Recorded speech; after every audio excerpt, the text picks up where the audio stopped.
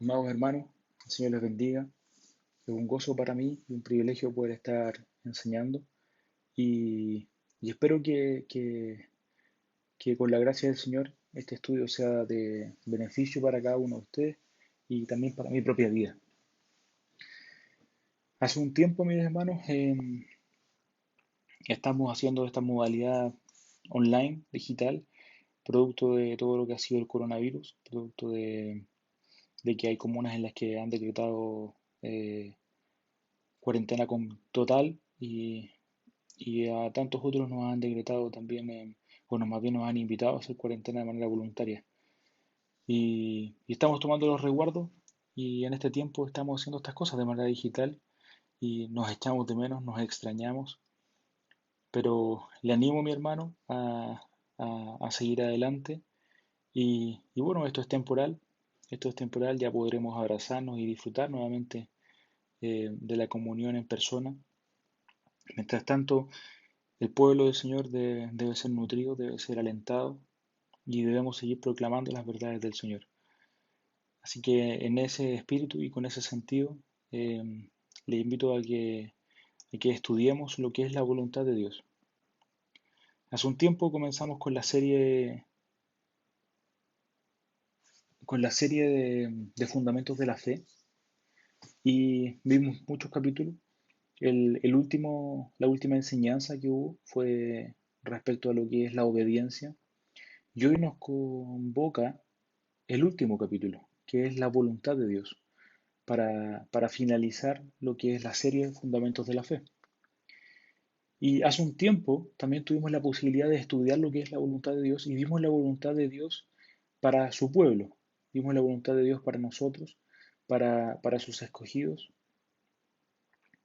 Y, y en ella tratamos de dar un enfoque práctico, buscando lo que es la voluntad de Dios en las Escrituras. Vimos muchos pasajes, muchos ejemplos, muchas historias y tratamos de dejar un enfoque práctico que nos ayudara a tomar decisiones en nuestro diario vivir de tal manera que estuviéramos alineados con la voluntad de Dios y fuera una decisión, valga la redundancia, que glorificara a Dios. Vimos muchos aspectos al respecto y sin embargo hoy lo que vamos a ver con respecto a la voluntad de Dios la vamos a ver un poco más desde, si pudiéramos decirlo así, desde la mirada de Dios, en el sentido de sus voluntades, más de cómo nosotros la comprendemos. Entonces, mi hermano, lo primero que me gustaría decir es que vamos a ver dos enfoques de la voluntad de Dios. Por un lado, vamos a ver lo que es la voluntad de Dios soberana y por otro lado vamos a ver lo que es la voluntad de Dios ordenada. Entonces, entremos en materia, mi hermano, entremos en materia. Mientras preparaba el estudio y leía bastante, porque son temas bueno, que apasionan y que no logramos comprender realmente en muchos aspectos. Quisiera iniciar con la pregunta, ¿qué es la voluntad de Dios? ¿Qué es para ti, mi hermano, la voluntad de Dios? Piensa un poco, medita, ¿qué es lo que entiendes tú por la voluntad de Dios? Y en un sentido, la voluntad de Dios es todo lo que pasó, es todo lo que está pasando y es todo lo que va a pasar. Pasado, presente, futuro. Desde una mirada humana, es lo bueno y es lo malo. La voluntad de Dios también es lo que podría pasar, las posibilidades, los diferentes trazos que pudiéramos tirar. Em, es el medio, es la causa, es la forma, es el cuándo y es el cómo sucede algo. Eso es voluntad de Dios, mi hermano. Es lo lógico y es lo ilógico. Cuando digo ilógico, es en un sentido humano, porque nuestra mente es finita, nuestra mente tiene un límite. Por tanto, No logramos comprender a cabalidad a Dios.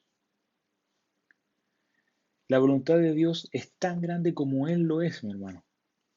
La voluntad de Dios es perfecta, completamente perfecta. Y solo lo perfecto, Dios, puede entender esta perfección. Nosotros, mi hermano, tú y yo, no somos perfectos. Y es por ello que tantas veces la voluntad de Dios nos deja perplejos.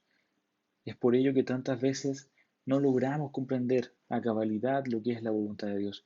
O simplemente no entendemos qué fue lo que pasó o cómo es posible. Pero la verdad es que estas son algunas de las ideas de lo que es la voluntad de Dios. Y entrando en materia, mi hermano, primeramente vamos a enfocarnos, como le decía al principio, lo que es la voluntad de Dios soberana. Y al mencionar este título, espero que recuerde la palabra soberana, porque la vimos hace poco en un grupo pequeño, en el atributo de la soberanía de Dios. Y sin duda está muy relacionada. Es un atributo de Dios, mi hermano. El primer pasaje al que quisiera que me acompañaran es a Hechos 4, versículos 27 y 28.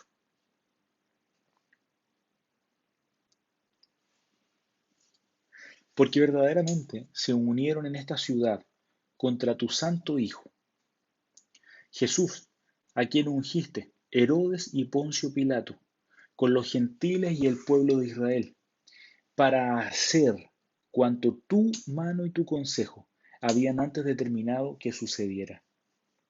Podemos ver, mi hermano, en este pasaje la soberanía de Dios. Él en la eternidad, como dice el pasaje, no con esas palabras, su consejo, su mano, determinaron cosas que iban a suceder. Y esto era que Cristo, que Jesús, fuera muerto en una cruz. ¿Y qué involucró eso? Eso involucró pecado también de por medio. Involucró pecado porque, como vemos, Herodes, Poncio Pilato, soldados también, líderes judíos, pecaron, pecaron, pecaron deliberadamente contra Dios. Sin embargo, esta fue la voluntad de Dios. Dios cumplió su voluntad y en cierto sentido la voluntad de Dios es un misterio para nosotros, porque, porque Él orquesta hasta el más ínfimo detalle. Y podemos ver a la luz de este pasaje cómo hay pecados, como le mencionaba. Sin embargo, Dios no tiene absolutamente ninguna relación con el pecado. Dios es luz y ninguna tiniebla hay en él. Dios ordena cada uno de los detalles hasta el más ínfimo, mi hermano. Y eso muchas veces involucra pecado para cumplir lo que es la voluntad de Dios. Sin embargo, por otro lado, Dios no tiene ninguna relación con el pecado. Él no es el autor del pecado. En otro sentido, la voluntad soberana de Dios es un misterio para nosotros, porque no conocemos el futuro.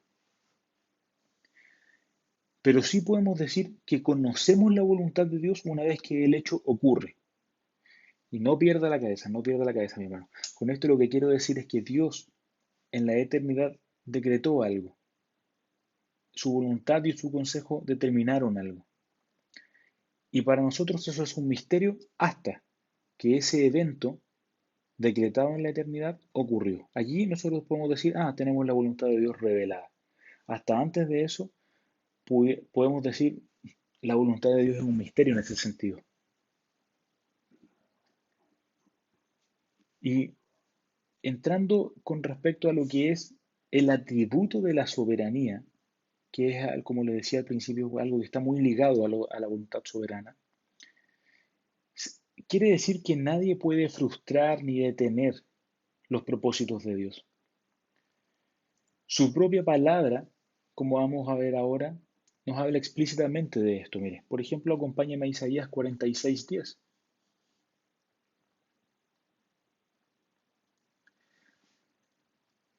Dios hablando, que anuncio lo por venir desde el principio y desde la antigüedad lo que aún no era hecho.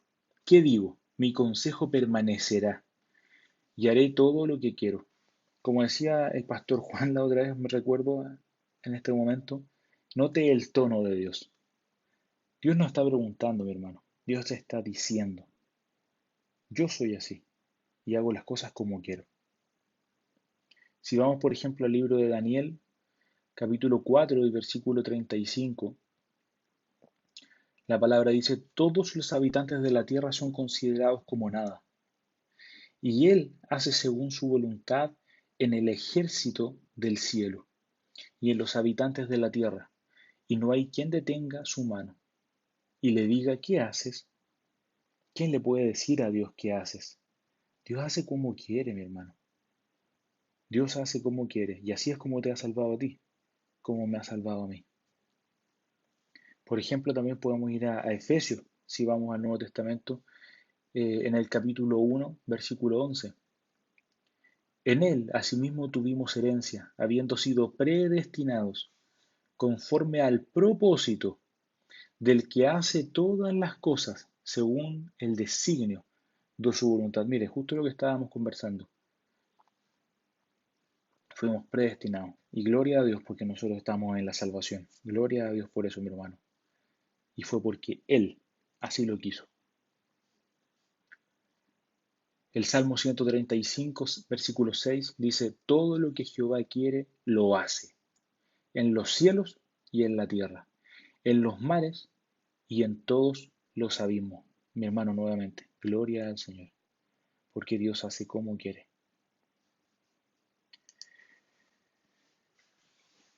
Mi hermano, por la voluntad de Dios,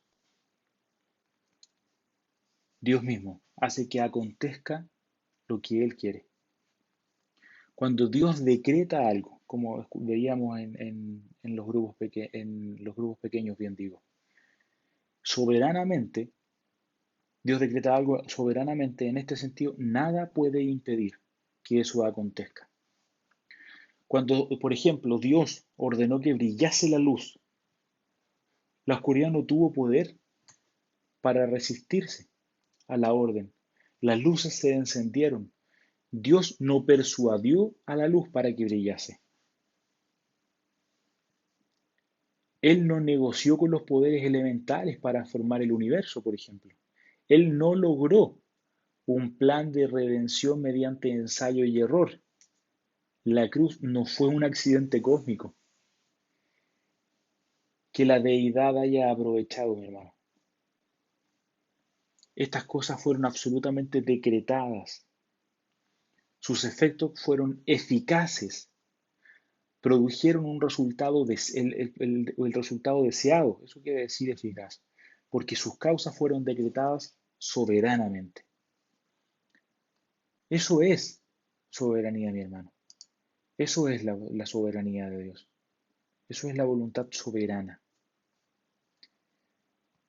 Y mi hermano, quisiera, antes de pasar al próximo punto, invitarte a pensar en que mientras antes doblemos nuestras rodillas ante este atributo que es la soberanía de Dios y creamos esta voluntad, por un lado vamos a gozar más y más alabando a nuestro Señor. Vamos a descansar en Él porque vamos a comprender que no hay nada que escape de su mano. Vamos a confiar en que sea lo que sea que pase, Dios lo tiene bajo su control, porque Él así lo ha permitido. O bien, así lo ha querido. Y a pesar de que haya pecado, a pesar de que eso también muchas veces traiga dolor, mi hermano, encontramos confianza, porque sabemos que Dios no puede ser burlado, sabemos que Dios no puede ser tentado, sabemos que Dios no puede ser movido, porque sabemos que Dios no cambia. Ahora, por otro lado, mientras más nos tardemos en comprender o en creer lo que es la voluntad soberana de Dios o el atributo de la soberanía de Dios, vamos a tener más sufrimiento, mi hermano. Vamos a tener más cuestionamiento. Por ejemplo, nos vamos a estar preguntando desesperadamente por qué Dios permite el COVID-19, perdón, el coronavirus. ¿Por qué Dios lo permite? Tuvo un accidente, una enfermedad, ¿por qué Dios lo permitió? De manera sufriente me lo voy a cuestionar. Si es que no, voy a confiar en que a pesar de que haya dolor, Dios está obrando. Por ejemplo, Pablo viene a mi mente en este momento, cuando estaba preso. ¿Se imagina a Pablo allí pateando las cosas? Pero Señor, ¿por qué permitiste estas cosas? No, Pablo no hizo eso. Pablo sabía que Dios tenía un propósito. Pablo nunca dejó de confiar en el Señor. Y más aún se gozaba en que la causa de Cristo, que el Evangelio del Señor era dado a conocer. Eso es confiar en la soberanía de Dios. Y yo te invito a preguntarte a ti, mi hermano, que dices conocer al Señor. ¿Tú confías en Él? Yo confío en Él cuando las cosas me duelen, cuando las cosas en la vida no me gustan, cuando hay decisiones difíciles que tomar o situaciones difíciles que enfrentar. Muchas veces nos vemos quebrantados, mi hermano. Muchas veces nos vemos quebrantados y sufrimos. No es mentira que lo digamos, pero allí hay confianza en el Señor, porque sabemos que nuestro Dios, de una u otra manera, así lo permitió o lo quiso. Y todas las cosas es la obra para nuestro bien. Alabemos al Señor. Alabemos al Señor por esta voluntad, por este atributo, mi hermano. En otro sentido, más bien como segundo punto, eh, tenemos lo que es la voluntad ordenada de Dios. Y esta voluntad de Dios tiene que ver con todo lo que Él dice, con todo lo que Él a nosotros nos dice, con lo que se ha revelado. Y el hombre no acata. En mi, en mi pensar, esto es lo que hace que el hombre sea responsable. Esto es lo que hace que la voluntad ordenada de Dios es la que condena al hombre y es la que le dice, eres pecador y mereces el infierno.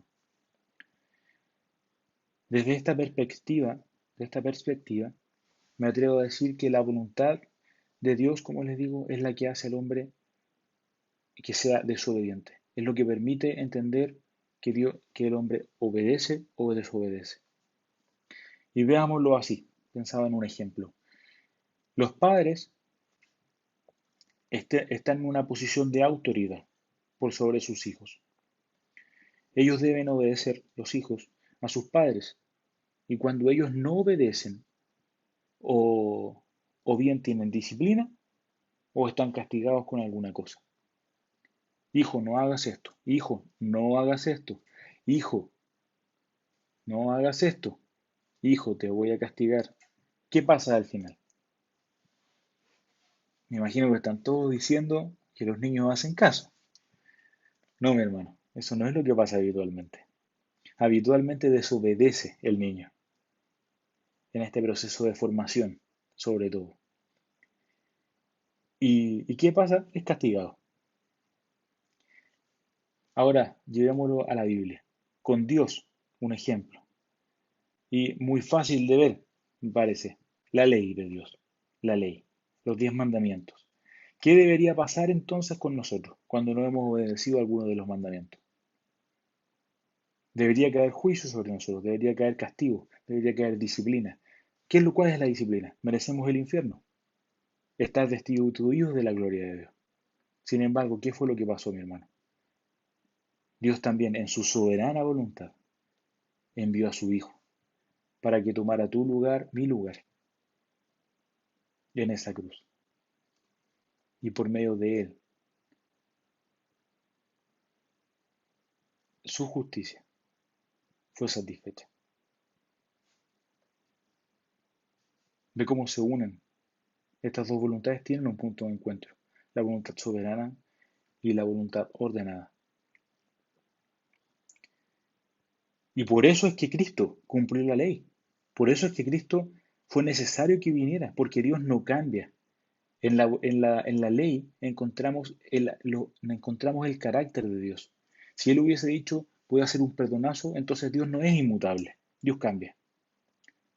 Es por eso que fue necesario que su Hijo viniera a la condición de hombre, a cumplir la ley del Padre. Porque había que cumplirla. Había que cumplirla. Por ejemplo, acompáñame a Efesios 5:18.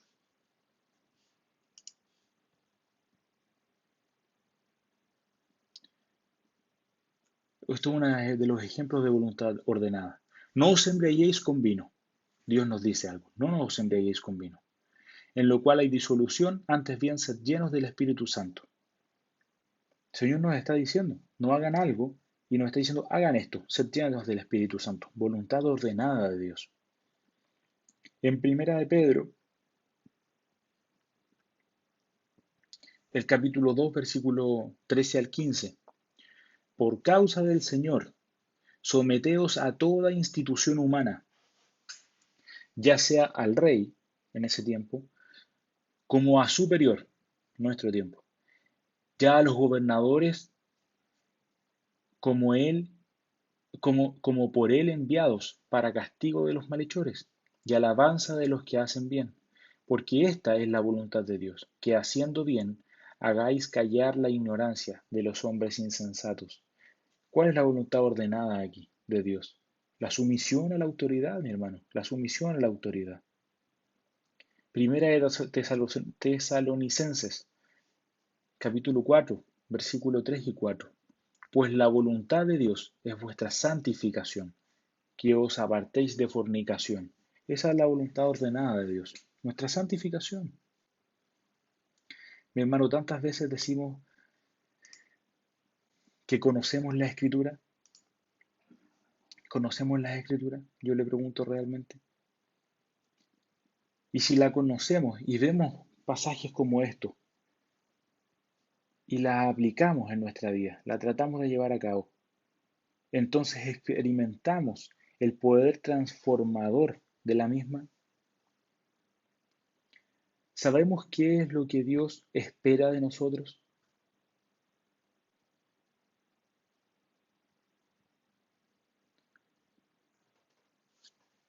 Conocemos a Cristo. Y si conocemos a Cristo, estamos siendo conducidos, transformados, moldeados a su semejanza. Por tanto, somos entonces entendidos en la voluntad de Dios.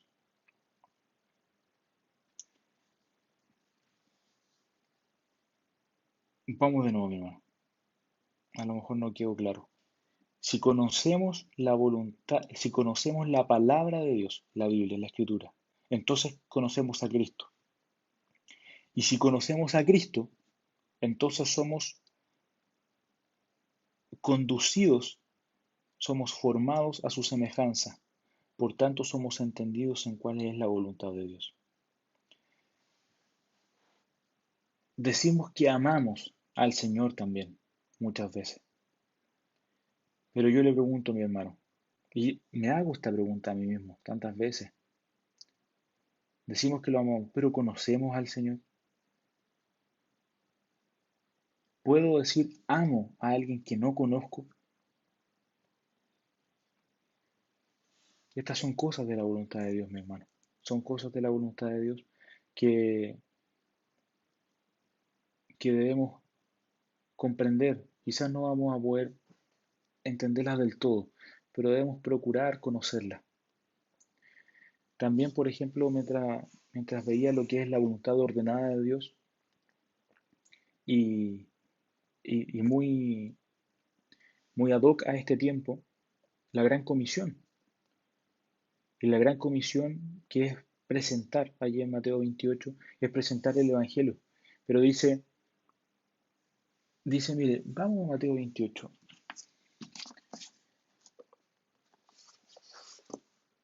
No, lo tengo aquí. Mire lo que dice Mateo 28. Por tanto, id y haced discípulos a todas las naciones, bautizándolos en el nombre del Padre y del Hijo y del Espíritu Santo, enseñándoles que guarden todas las cosas que os he mandado. Y he aquí, yo estoy con vosotros todos los días hasta el fin del mundo. Amén. ¿Cuál es la voluntad ordenada? Hacer discípulos. ¿Para qué? Enseñándolos, enseñándolos. Ese es el propósito. El hacer discípulos es ir enseñándole en el caminar. Y vuelvo una vez más, mi hermano. Le repito, la voluntad de Dios ordenada involucra todo lo que Dios dice que debemos hacer. ¿Lo estamos haciendo, mi hermano? ¿Lo estamos haciendo?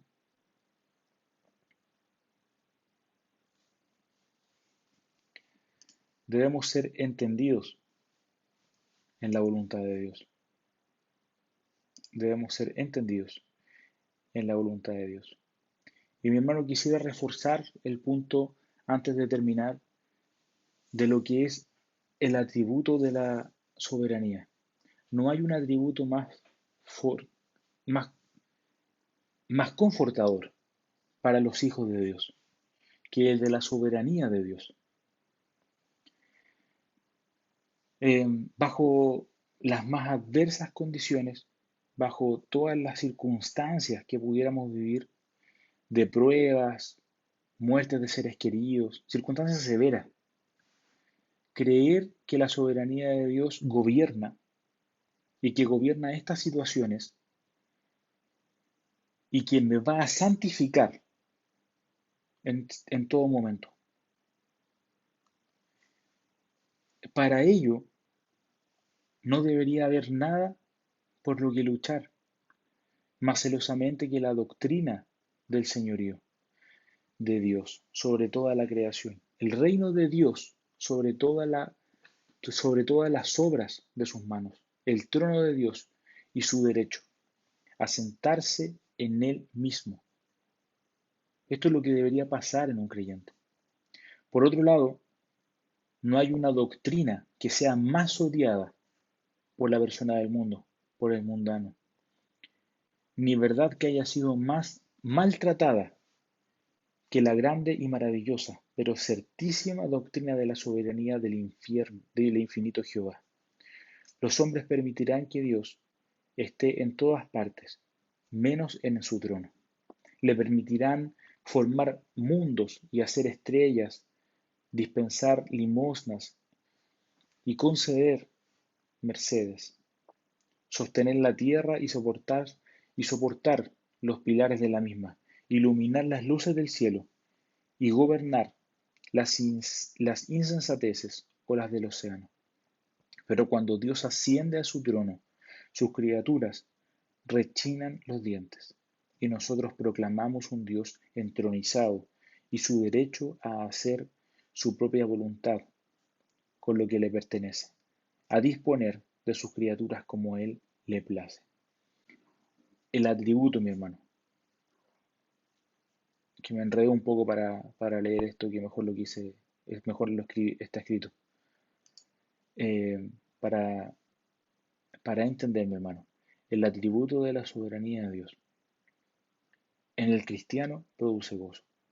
En la persona que aún no ha podido creer en el Evangelio, la persona que aún no puede glorificar a Dios porque Cristo ha pagado por él, produce orgullo, produce rabia, porque le puede permitir a Dios cualquier cosa, pero creer en un Dios que es soberano y que hace como quiere, cuando quiere, con quien quiere, saca roncha, saca roncha, mi hermano. Y finalmente, mi hermano, para finalizar, para la redundancia, todo lo que hemos conversado debe estar acompañado de oración. Si no estamos orando, es como que el puzzle estuviera incompleto. Este es el ingrediente final que sazona la sopa. Este es lo que le da el sabor perfecto a la vida del creyente. La voluntad de Dios la podemos comprender, la podemos discernir y podemos comprender los tiempos de Dios en tanto estamos yendo en oración.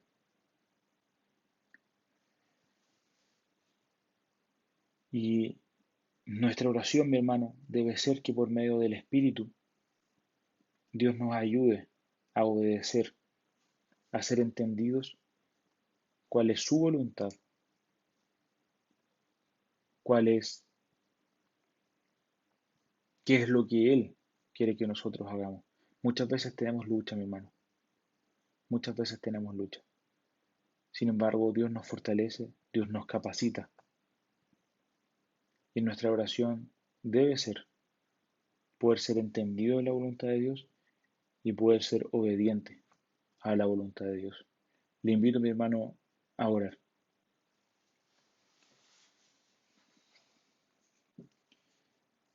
Padre Santo,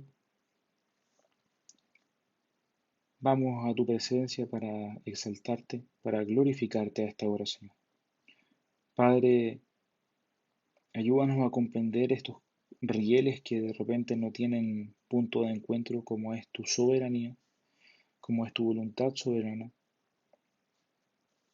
y todo lo que involucra, que es que tú haces como quieres, cuando quieres, Señor, y llevas a cabo de una u otra manera tus propósitos, incluso si es que hay pecado entre medio. Sin embargo, tú no tienes ninguna relación con el pecado. Lo has permitido por causas mayores, como son la redención. Sin embargo, tú no eres el autor de él.